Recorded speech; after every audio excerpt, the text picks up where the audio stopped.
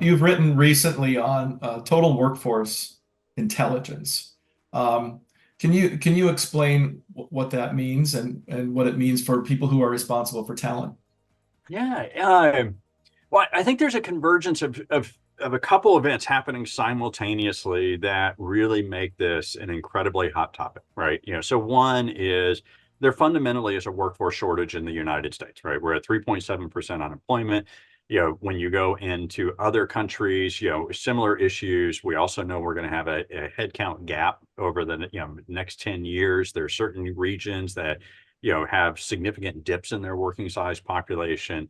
So one, around the world, our clients are realizing that, they're experiencing workforce shortage now, and it's either not going to remediate or it's going to get worse, right? So kind of problem statement number one.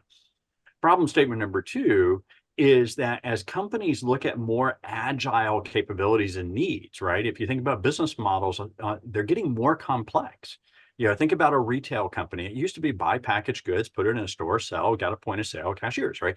Now you've got people doing online, they're doing drone delivery, right? It's like every company is turning into a technology company and distribution and online.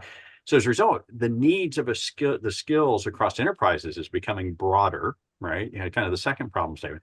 And then the third one is because of this, it's the strategic risk, right? And so, for the first time ever, we've got our CEO survey, our CFO survey, and our board surveys are all saying talent is a critical risk. And that's not just a buzzword. I mean, just to give you an idea, boards of directors are now building into their enterprise risk models. What are we doing from a workforce shortage perspective? So as they're having to ask those questions. So realize workforce, what's happening in an organization's workforce is no longer a topic within HR, right? The joke used to be the conversation we would have in the elevator is, well, how many employees do we have? That'd be kind of it. Now, the board and the CXO and the CEOs are all asking more in-depth questions. Now layer this into the additional piece, which is most companies, kind of the benchmark from the staffing industry analysts is that 15 to 22% of a company's headcount traditionally is contingent. Now it varies dramatically by industry, but just think about 15 to 22%.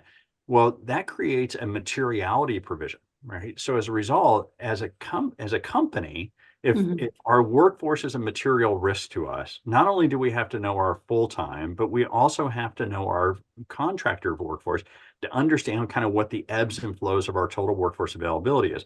Now, can I go one more on this, Jeff? Please, yeah. So one more step, just kind of to prove the importance of this is, again, it's not just internal, outside of, from a regulatory standpoint, kind of outside looking in, the regulators have started to look at, what human capital investor metrics companies have to disclose, right? Traditionally in the US, it's been, we have to list the pay and the compensation of the top 5 employees, what our total employee count is, and then outstanding pension and liabilities, things like that, right? Kind of the extent of it. Well, Europe has been ahead of the game. They signed the own workforce as part of their ESG standards, but there's an own workforce one where there's several metrics they have to put in there. So think engagement, count, investment, things like that. In there, they were very specific that companies that comply with the standard have to do it not by full time, but the entire workforce, right? And so even the regulators are starting to ask this question. The SEC, there's a draft that was submitted within the SEC. It's not a draft proposal.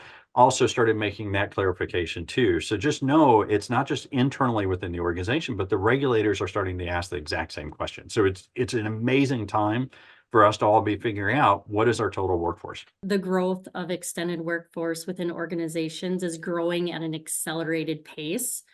Using data to make smarter decisions on buying workforce mitigates a cost and quality risk. In a world where cost optimization is a priority in most Global 2000 organizations, analytics, total talent analytics, and insights help solve for this objective. We want to care about the total workforce because that is the workforce. The days of extended workforce only making up 5% of total workforce is long gone. We're seeing the likes of greater than 30% and higher. So only piece that I would add.